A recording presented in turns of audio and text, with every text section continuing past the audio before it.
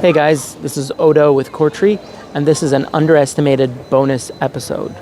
So as you know, physical activity and mental health are closely linked together. After COVID, I suffered a lot of complications, and I was looking for a way to be physically active again in a low-effort manner. And that's when I learned about power hockey. Power hockey is like street hockey, but in a power chair. I met Brian Rakowski there, who I'll be talking to today, and we cover a lot of topics, including what power hockey has done for him mentally and physically. Okay, so what's your name? Brian Rakowski. So how long have you been into power chair hockey? Oh gosh, it must be 20 years if I had to guess. Somewhere in there. I started playing when I was 16 and I'm 38 now, so. How did you get into it? Through school, actually. A bunch of the kids that went to Sunnyview, it's always been a thing that we've known about. And then after I got my own chair, it was a choice between doing that and doing a disabled martial arts program, and hockey was just something that I felt like I wanted to do, and I did it. What has the experience been like? Oh, it's helped me build my entire life. Like, I met my wife through playing. Most of my friend group is through that or through people we know. I kind of feel like the older guy where I can tell stories and people don't know who I'm talking about anymore, but that's okay. You start recognizing your age that way, and it's a little weird, but the way that I look at it is I never would have found out about independent living without having teammates that live by themselves. It's how you figure out when you're younger how older people or how your life may eventually end up, and it let me inform a lot of my choices as I went based on stories that I heard from other people or things that I watched them experience. Even when I was younger than them and couldn't make those choices yet, I could look at it and go, that's how I want to do that, that's where I want to be, that kind of thing.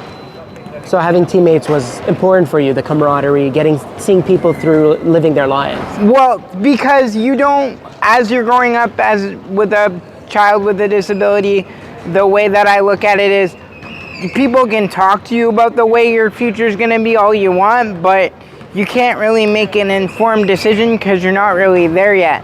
What it allowed me to do is look at different teammates, go to their houses, see how they function, see how it worked, make educated decisions based on that, and build the way that I wanted to live my life, if that makes sense. It does, yeah, that's great.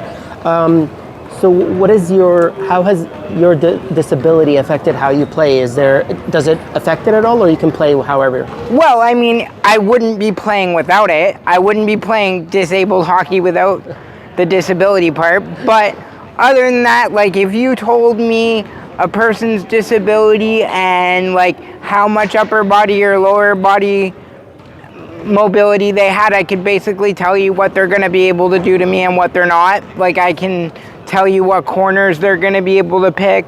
I can take guesses. I can make educated decisions based on just watching a bunch of guys throughout my life play that way or with that disability. It kind of gives you a scouting advantage, believe it or not. Also, specifically, obviously you can't walk and you're in a power chair, and you have limited function with your hands, right? Yeah. So can you talk about that in that context? How does that allow you to play? What do you Well, because everybody gets a ranking based on their physical abilities, so what ends up happening is that it all ends up fair, so you don't end up on the floor with people that are gonna blow you out of, it evens the playing field based on the fact that if I'm a 3, I'm only allowed on the floor with one number. So your disability literally gives you the ability to play at your level, but you can always find a way to contribute to your team in your own way. This sport is uniquely built for people's mobility in order to maximize what they have rather than focus on what they don't. So the sport was built by people that realize that sometimes they can maybe only move their arm a quarter of an inch, but they can outdrive you and they can guard you or they know how to shoot on you because they've learned it too, right? Right. So you get your specific position or skill level based on the disability you have rather than having to adapt your disability to the sport. It's kind of backwards, but it's the way that it works out best. Tell me about how you play the game. Like, what do you play? Are you an attacker? I'm a goalie. Yeah, I'm a goalie. So Talk about your position. But I was a defenseman before. So basically the advantage that I have with having CP or my mobility is that I have to guess a lot more as a guy with CP just because of my mobility. So being in net, I can make an educated decision based on the fact that, oh, I see a guy with a spinal cord injury coming down the floor, he can pick the top corner. Versus if I see somebody with CP that might not have the mobility that person has, I can gamble a different way. They're going to go low. They're not going to go high, generally. Does that make sense? Yeah, it does, yeah. Okay, what would you say to someone who wants to get into the game? Any advice? Basically, I would say get into it, but don't only give it one try. So you play for a year before you say I like it or I don't, because it's a completely different way of engaging in the sport as a person with a disability. So it's going to take you a while to figure out where you're good and where you're not. To say that it's the same as driving when you drive on the street is a complete fallacy. To say it's the same I need the same amount of mobility that I do when I go to the grocery store, no you don't.